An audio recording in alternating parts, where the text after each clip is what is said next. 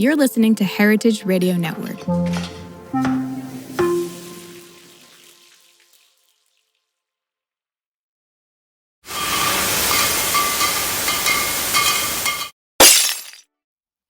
Welcome back to Last Call on the Business of Drinks. I'm Caroline Lamb with Erica and Scott today, and we're zooming out to talk about some of the macro trends that are shaping what we're drinking. We dove into a new report from Numerator on beverage behaviors. It's pretty extensive, but a few things immediately stood out to me. Though alcoholic and non-alcoholic spending are both growing, non-alcoholic beverage spending is outpacing alcohol, and that's driven by more frequent trips to the store for it, rising prices, and convenience. Convenience is now the splurge. Gas stations, clubs, and online ordering are where most of the growth is occurring.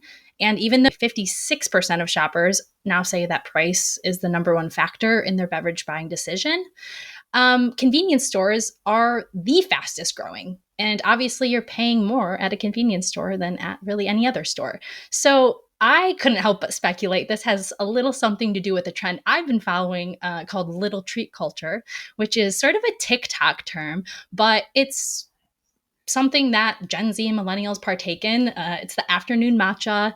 It's like the $6 canned functional soda that I buy every single time I grocery shop and reward myself for grocery shopping. And it's these micro indulgences that are trending with younger people that I've seen connected to the fact that larger luxuries are more inaccessible to a lot of people, like under 30, most notably house buying. So instead of buying houses, we buy expensive drinks at the convenience store. So there's a massive amount of info in this report, and I'm really curious to hear what Erica and Scott have distilled from it to maybe help those who are not immediately represented in the report. So like legacy brands, alcohol brands, and really anyone trying to connect with the next generation. I completely relate to the memes that say, my parents' generation were thinking about buying a house in their 30s, and I just, I'm content to shop at Erewhon. It completely, yeah, I connect with that. I feel seen. What stuck out to me from the report that might be pertinent to founders, entrepreneurs, folks in the beverage space is that these changes are about what's different, not what is more or less. So there have been a tremendous amount of what I'll call like channel shifting, channel phasing, right? Folks are getting beverage, whether it be adult beverages or otherwise, from convenience stores, from quick service restaurants, from Costco, right? The traditional idea that you might just go to a liquor store, a specialty liquor store, maybe a big box store, a chain store, or a restaurant to get your alcohol or beverage in general. That is not the case in 2025. Folks have a lot more options and they are viewing them with, I'd say, a lot of open-mindedness, to the point that you raised earlier, Caroline, that consumers say that price is the most important factor. Also in the report on that same page, 45% of respondents said they had changed where they shopped to seek lower prices and better value. And we see this in physical locations. We see this particularly online.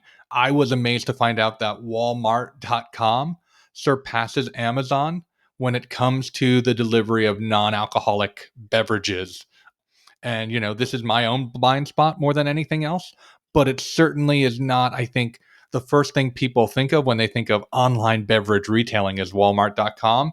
And it's an outlet that would be incredible for any brand to attend to, but one that they should at the very least have their eyes on. Lastly, the report called attention to the fact that finally, 5 years later, out of home trips, restaurants, be they quick service restaurants, be they fine dining establishments, they finally returned to pre-pandemic levels. And this is, I think, something that we've all been waiting for a while, but we can't be completely dependent on just these more frequent trips if folks are spending less, which they might be depending on what they are buying.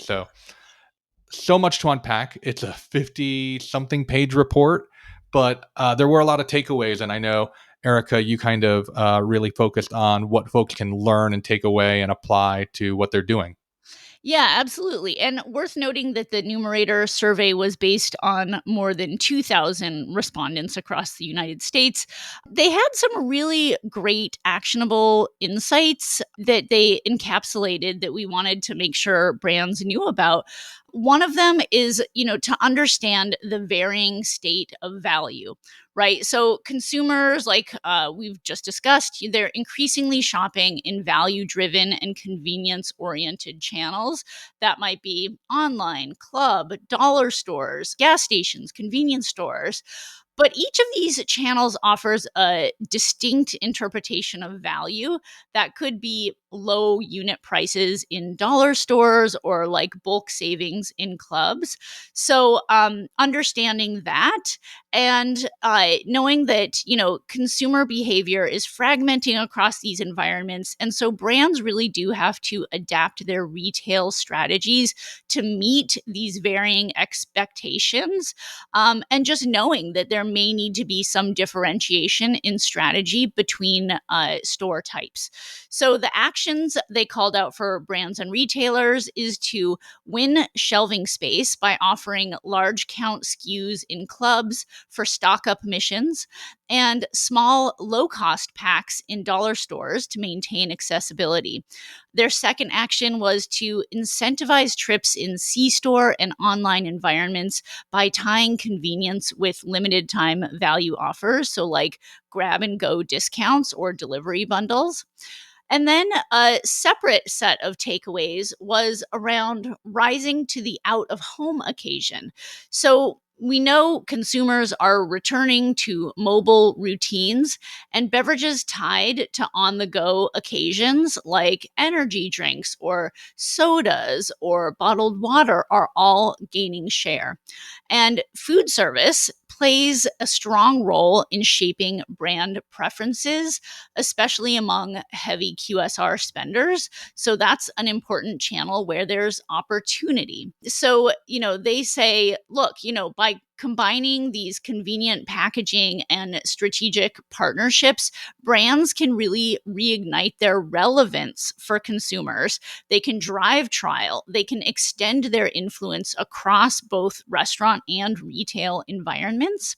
So, some suggestions are to prioritize single serve and portable formats for C store, QSRs, and mobility channels. Two, to co create food service activations with flavor exclusives or value bundles at high indexing chains. And lastly, to boost brand visibility at drive throughs, gyms, transit hubs, and sampling touch points. So I think, these takeaways, it's definitely worth any brand thinking like, how can I show up to meet consumers' needs in each of these types of outlets, and just recognizing that outlet by outlet type it's no longer one size fits all. It's really like, hey, we need to think about each of these different outlet types as a different type of retailer and make offerings that are going to resonate best with that audience. Fantastic report for people who have not seen it. And we'll put the link in the show notes so that you can easily find it. Wonderful. Well, thank you again for joining us on the Business of Drinks. Please follow us on Apple, Spotify, or wherever you're listening. Tap the notification button so you'll be the first to hear when a new episode drops. And please help us spread the word. Share in the star ratings, share with your friends. It really helps us find some new listeners. And finally, if there's anything you'd like to hear us cover on the podcast, please tell us. We are at podcast@businessofdrinks.com, or reach out on Instagram or LinkedIn, where we are always checking our messages. We will talk to you next time.